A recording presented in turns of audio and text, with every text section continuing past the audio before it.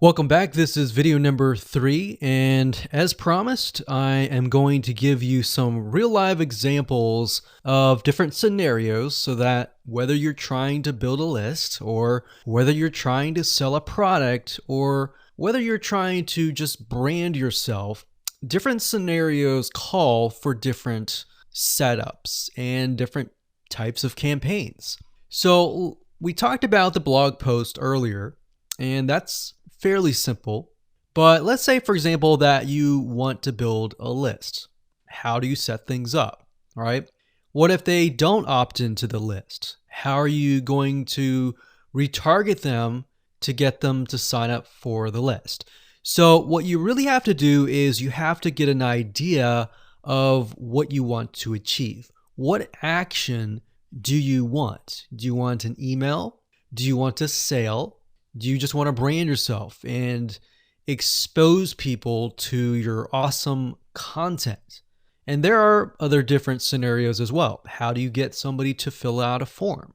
So how about we cover those right now? So let's do opt-in list. So let me jot this down so we don't forget. So we're going to cover next. So we covered blog post. We're going to cover email opt-in, a sale, and perhaps a branding. Yeah, we actually, blog post is actually branding. So branding. Now you could go further and show them ads of other related content as well. You could do that. But the goal here is to try to keep things simple. All right.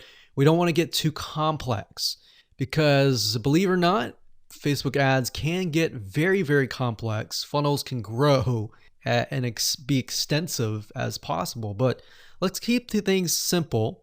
So we got a sale. Let's do perhaps a form. So you have to think, what is the intention or the goal? So the goal with an email opt-in is to get an email address. The goal of a sale is to obviously get someone to spend money. So getting somebody to pay. So get someone to buy. And then with the form, you want somebody to fill out the form. Now you also have to think, okay, what happens when somebody completes the email? What then happens? How do you convert? And how do you track that conversion so you don't show a Facebook ad to somebody who has bought, right? So it's kind of an if, then, else. If this happens, then this happens. If this doesn't happen, then this happens, right? So let me explain. Let's do an email opt-in. All right, somebody comes to a landing page. So we'll call this the email capture page. And then, of course, there's going to be a Facebook pixel on this email captured page. Now, I'm going to remove these because it's going to get a little bit longer. And I'm going to delete this. I'm going to actually copy this back, but we're going to move this over here. So if they fill out the email, what is after that? All right. What is after that? So after that, depending on how things are set up, if you got it set up with double opt-in confirmation, which means they have to check their email address and click the link and all that, and it goes to that page, or they fill in the email and it immediately directs them to the next page. Whatever the page is, we'll say page 2. This could be where the freebie is located. And you're going to need to have another Facebook pixel on that page, right? So if you think about it, the Facebook pixel needs to be on this page. Now, the only reason why we would want to show a Facebook ad is if they came to the email capture page, but they did not give us their email, right? In other words, if they did not fulfill the action, then you need to show a Facebook ad. If they did fulfill the action, you don't need to show the Facebook ad, unless, of course, you're selling a product. But like I said, let's keep it simple. So from this point, they either give us the email and then they land on this page.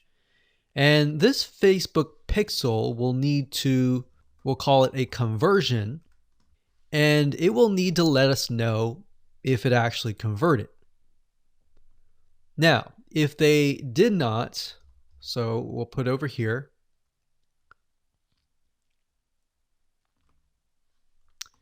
did not give email. So this is if they gave us the email. If they did not give us the email, and that's why I put an arrow here. So these are scenario 1. So we could actually name this. Let's name this scenario 1.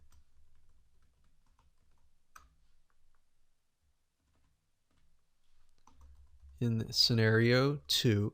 And obviously scenario 2 doesn't have a page or anything. It's just merely they exited this specific page.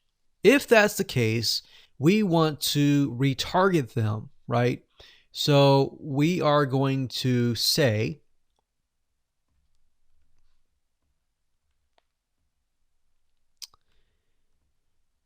if they did not give us the email, then we're going to put them into a custom audience.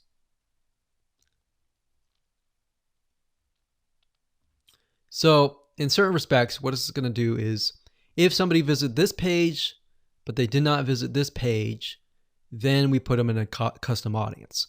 If they visited this page and this page, then we do not retarget them. Now, it's going to be a little bit more easier to understand when I visually show it to you. But I just want to give you a bird's eye view here. So at this point,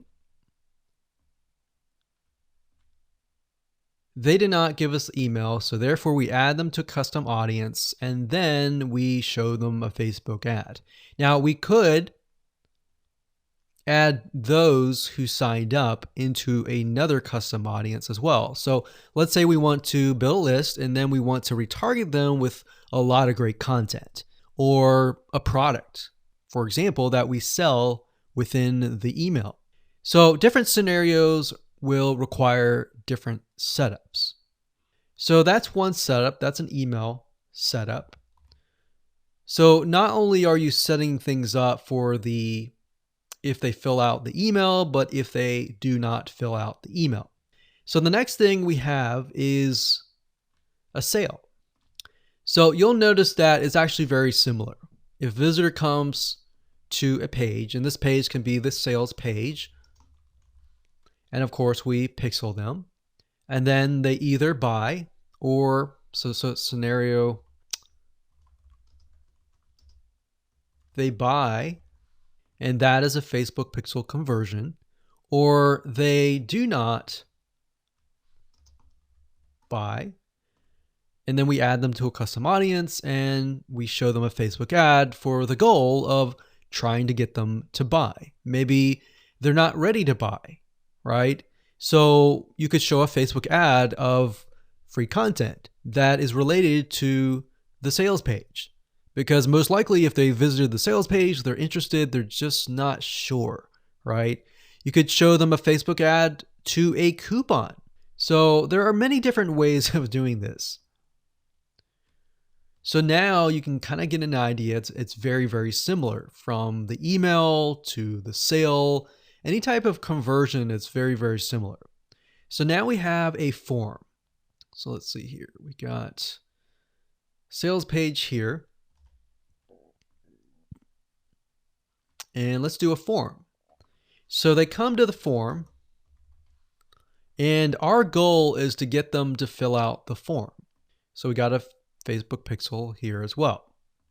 Of course, scenario 1, they fill out form, and then we have a Facebook pixel, and we're able to track that they did fill out the form. And scenario 2, they did not fill out form, so we want to retarget them with either really good content or something that speaks directly to them to try to get them to come back and fill out the form. And that can be the Facebook ad. So as you can see, anytime you have a action, it actually becomes very, very similar in the setup. So now that you have a better idea of the different real life scenarios and examples, let's move on to the next video and talk about the Facebook Pixel, what it is, why it's important, and where to get it.